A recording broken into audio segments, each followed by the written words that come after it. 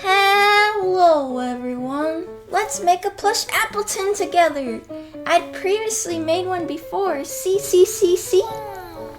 I used Plushify to help me start it, but the pattern needed quite a few adjustments plus all this stuff, and none of it was recorded, unfortunately. But I've decided to remake the pattern with you all along for the ride, so let's get into it! Here are the materials you're gonna need. I specifically work with 3mm Cuddle minky, but you can use fleece or any soft fabric, although please note that the shape will turn out differently if you do use something else. I'm tailoring this pattern specifically for two-way stretch minky. The brand of minky I use is called Shannon, and the colors I get is a half a yard of Kelly green, half a yard of banana yellow, a fourth yard of mango, an eighth yard of lime green, an eighth yard of crimson red, and lastly, an eighth yard of watermelon. You can buy all these from a local quilting store if they carry minky, or you can buy them from my favorite online fabric store, caliquiltco.com. This is not a sponsored video. I highly recommend a sewing machine for this project, or else you're gonna suffer. I highly recommend having a sewing machine with straight and zigzag stitch for this project.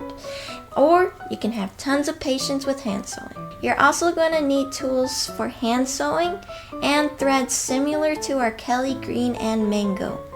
Sewing pins, fabric scissors, water soluble or air soluble fabric markers, painter's tape, an X-Acto knife, cardstock, stuffing, and some optional tools would be a mini scissors, rotary blade, purple thing, or a stick. For the Appletun, I took a 3D model from modelresources.com, which is an amazing website for other 3D source models of Pokemon or other characters from games. Anyways, I removed the crest, leaves, helmet, and eyes to get this Appletun body. I modified the legs and head in Nomad Sculpt to get this guy. And I printed this fella.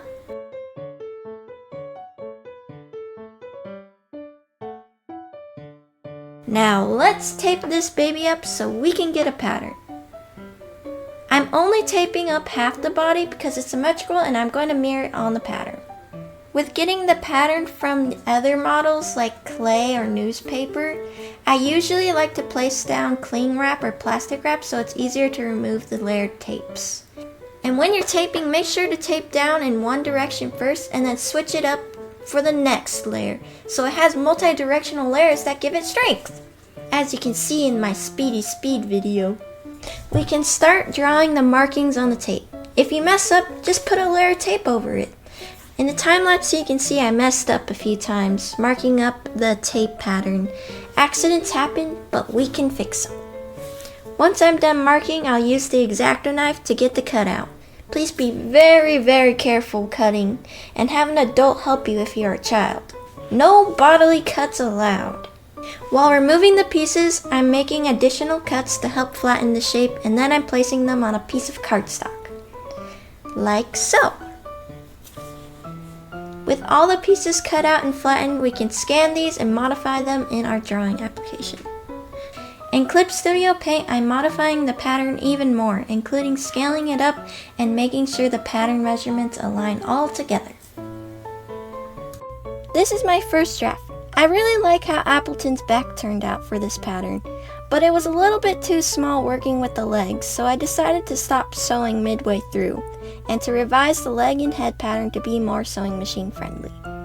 I got the pattern I'm happy with, so let's do some applique for the face and tummy. There's two ways to do the applique. The first way I'm going to show you is for Appletun's face. Now let's put down the cutaway stabilizer, the Kelly green on top, and then the banana yellow. While we're doing this, we're making sure our pattern pieces have more than enough room to wiggle around. Once I'm happy with the placement, I use an air soluble marker to mark Appletun's jaw pattern and pin everything into place for sewing. Okay, so I've sewn this, and no, I've sewn beyond the middle pattern line so we don't see these threads when we sew it together. It's time to trim the excess fabric around the mouth seam. Be very careful cutting close to the seam. You could possibly cut the threads and make a hole. If this happens, hand sew it back in place for the next step. So here it is all turned up. Now for the final steps of this applique, we're going to place a water-soluble stabilizer on top and use a dense zigzag stitch to keep them together. Ta-da! Finally, let's tear off the water-soluble stabilizer and repeat these steps for the opposite side of the face. And when you're ready to trace the pattern, align the neck zigzag stitch point with the lip zigzag stitch point with the pattern. Don't worry about what's in between. I'm going to repeat these steps for the Appletun leaves. For the next applique method, I'm using the tummy piece as an example. So I have my tummy piece and I want to have this heart shape on its chest. Although this isn't exactly accurate to model, I just thought it would be cuter to have a heart on it. But I can't exactly see where I'm going to place the heart shape, so I'm going to flip it around and mark the back side of the shape I want to sew. I'm going to pin this down so it can be stable while I sew it in place. Then I'm going to sew it from behind on the wrong side of the fabric. So I sewed it in place and now I'm cutting off the excess fabric like we did for the face. And like before, I'm going to place a water-soluble topper and a cutaway stabilizer beneath it and zigzag stitch all the way around the heart. We finished the heart part. Now let's begin sewing everything together. I'm going to start off with sewing the tail, inner arms, and inner legs to the tummy. Then I'm going to sew the dart pieces on the top of the back. Then the pieces together.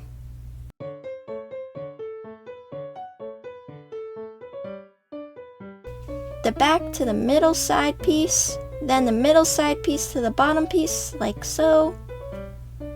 And doing the same for the opposite side. Now we pin and sew the tummy pieces to the side pieces. Let's sew down the middle of the two side pieces. Make sure to leave an opening so that we can stuff Appletun. You can sew the head on either by machine or hand sewing. Personally, I recommend hand sewing so you get the perfect placement. Once I'm done sewing the head, we can turn Appletun inside out and start stuffing it. I'm stuffing Appletun's head and legs first, trying to fill them out so they hold their shape. Then I'll stuff Appletun's back. Once I'm done stuffing Appletun, I'll use a ladder stitch to stitch the opening closed. After I finished Appletun's main body, I started to work on the crust strips, helmet, and eye flaps. For Appletun's eyes, I decided to go with a happy closed shape and use the zigzag stitch to stitch it out, see?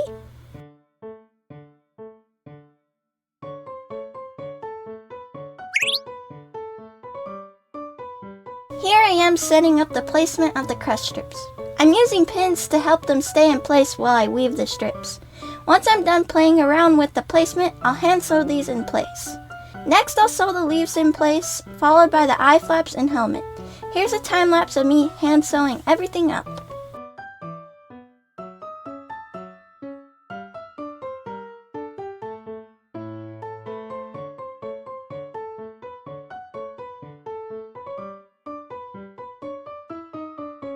I would like to note the importance of sewing the eye flaps first and then the helmet on top. I'm trying to align the head middle seam with the helmet middle seam so it looks seamless.